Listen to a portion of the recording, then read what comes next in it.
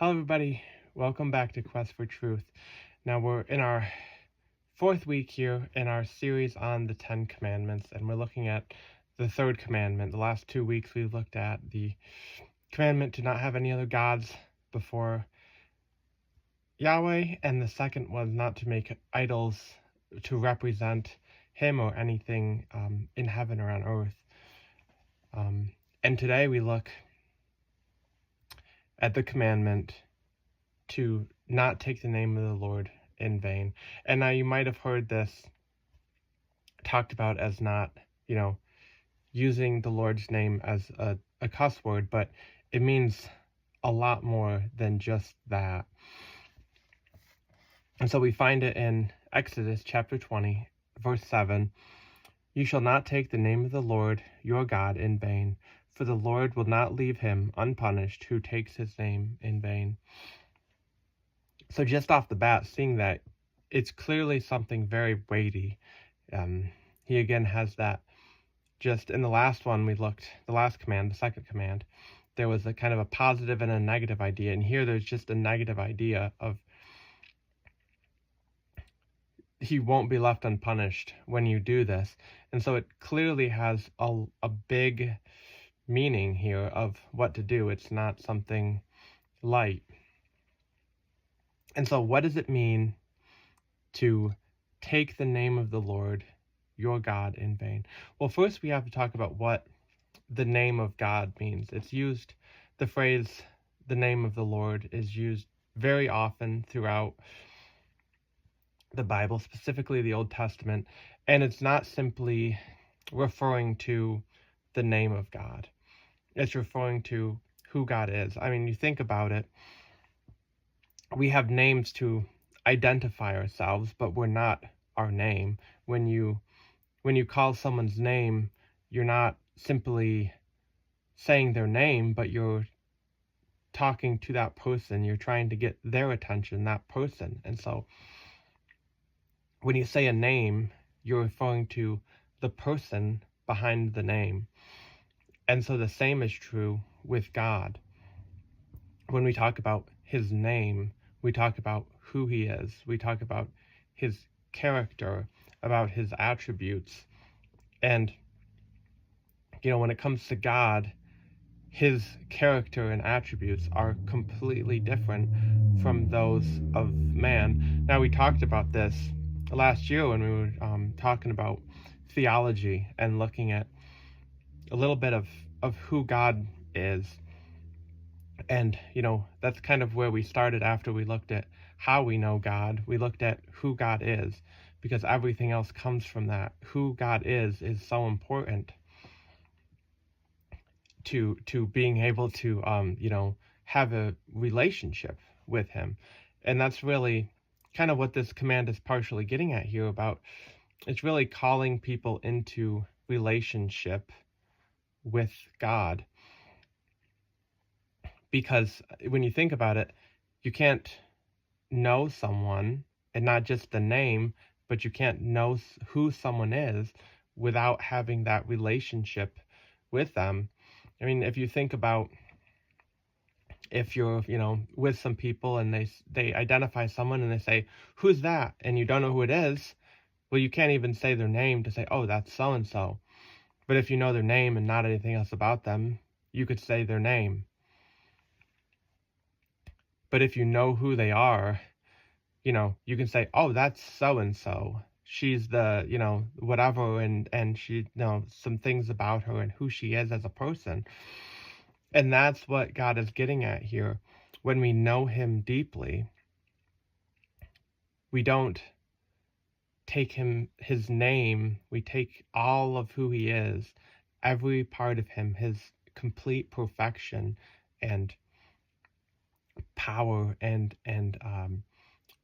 complete presence and all of those things, his purity and holiness, and that's who he is, and we know who he is,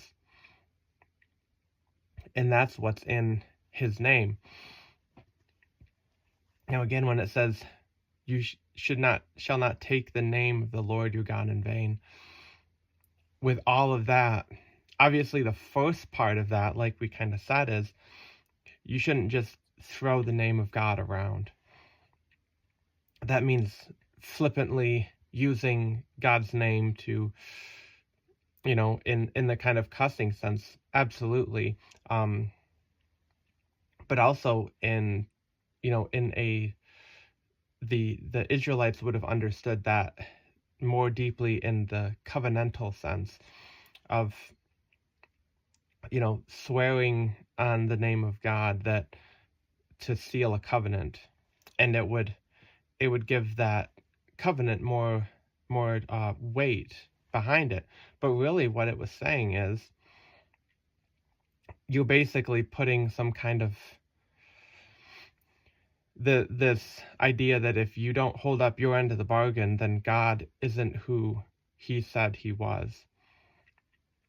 And so it's saying, really, this is saying, if you do that, don't take that lightly. Take that very heartily. And if you use God's name in a covenant, then you better be 100% sure that that is what you mean and what you are doing.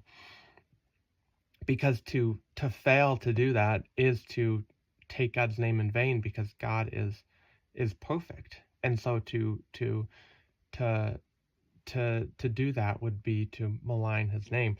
Now, in the New Testament, on that idea, Jesus builds from that in Matthew chapter 5, in verses 33 through 37.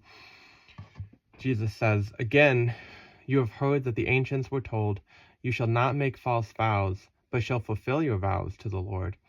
But I say to you, make no oath at all, either by heaven, for it is the throne of God, or by the earth, for it is the footstool of his feet, or by Jerusalem, for it is the city of the great King.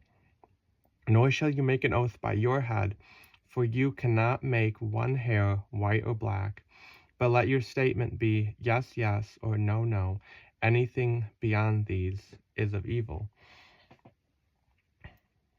And so here, what Jesus is getting at is he's going back and saying, you were told not to make false vows. You could, when you use God's name, or you used his the throne of God, or the oath, or basically anything, when you use the holy city, it would be something that would build and put more pressure on it. But he says, don't do that. And he says why in verse 36. You shouldn't even make an oath by your head, because you can't make one hair white or black. What he's saying is that God is so much greater than us, that when we swear by something that we can't change, we don't have any authority over it. So how can we swear on something that we have no authority over? And so it's really maligning God's name to say that we have some kind of authority to change something if something else doesn't happen, but when we don't have that authority. And so Jesus is very clear here that doing that would mischaracterize who God is. It would, and who we are. It almost sets us up to be kind of that authority, that God, really. And it brings God down, because now we have authority over something that only God has authority over. And so if we break that promise, that covenant, then God is now brought down to the level of man, really. And if we keep it, then what happens is that we're just brought up. And so we shouldn't. Making those oaths either brings God down in his character, or it just brings us up. And Jesus says we shouldn't do either of those. Now, as we talk about, the character of God and who God is, and not mischaracterizing him, as Christians, I mean, when you think about not mischaracterizing who he is. We have a huge role to play in that. I mean, when you think just the name, I mean, Christians were first, or I should say believers in Christ were first called Christians, and it was basically a slur. It was, you follow that guy kind of idea of a put down.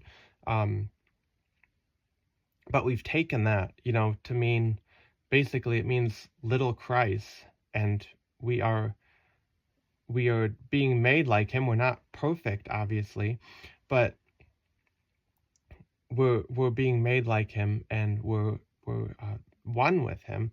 And so when we're made one with Christ, it really maligns his character when we choose to be especially unrepentant in sin.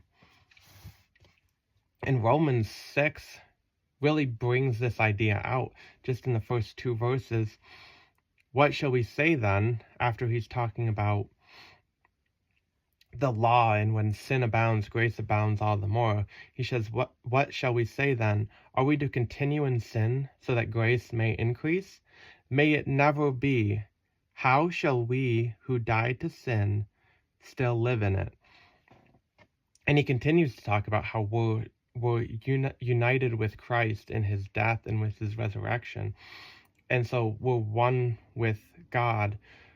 So how can we continue to live in sin when we're one with God, who is perfect, and we're still choosing to sin and still saying that we're one with Christ? And so there's like a kind of a disconnect there, and a lot of that is because of the flesh that we have.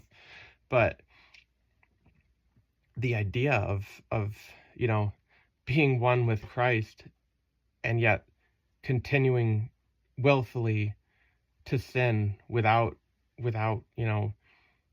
struggling against it is really maligns who God is, because like Paul is very adamant about it. He doesn't just say, well, no, we shouldn't. He says, may it never be. We should never willfully continue in sin so that grace may abound. We should be like Christ when we should choose to be like Christ. And that's really how the name of God, the character of God, is demonstrated to the world. God is characterized through his people who choose to be like him, and his character is demonstrated to the world. We'll be known by our love, and because it's not our love, it's God's love. And so when we share God's love with other people, we're sharing the love of God, and we're sharing the character of God, and we're demonstrating it to the people in this earth that God loves, but that might not be his people, or maybe are his people. And so we're demonstrating God, and in so doing, we're characterizing him properly. And we're not taking his name in vain. We're knowing who he is, and then being one with him, we're demonstrating who he is, his purity, his love, and his justice to the world. And that's a huge part of not taking the name of the Lord in vain, not putting God into this little idea of who we think he is or whatever, or putting him aside, but really living out who he is, and being the light to the world because of his character, putting aside the old man and bringing out the new man through Christ, and living like we are his people because we are Christians. Well, that's the 3rd commandment, and next week we'll look at the fourth commandment, to remember the Sabbath day. I'll see you then.